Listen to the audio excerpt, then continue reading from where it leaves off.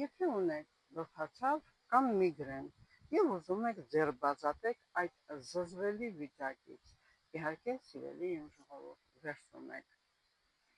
թարմ իմբիրը, պատրաստում հյութ եւ ամեն առավոտյան խմում եք այդ թարմ հյութը մեկ թեյի գթալ եւ հանգիստ դանդաղ բերանում պահելով եւ շարունակելով խուլ տալ։ Այնուհետև վերցնում եք տաք կաթ, ընդ որում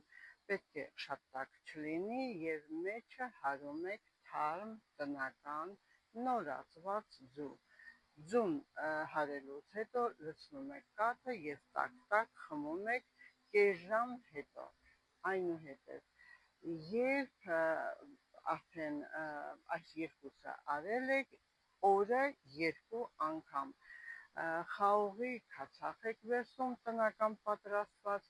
թրջում եք քաթյանի շորը եւ դնում գլխին ճակատի մասով ամբողջովին, որպեսզի այդ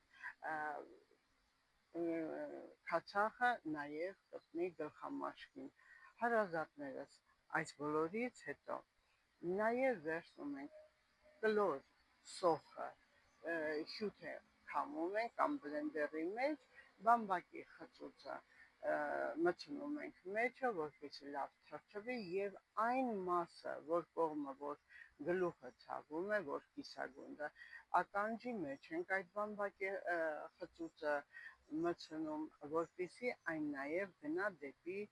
ականջ։ Այնուհետև ասեմ, այս բոլորը անելուց հետո մեկ շաբաթ կտեսնեք, որ ձեր վիճակը բավականին լավացել է,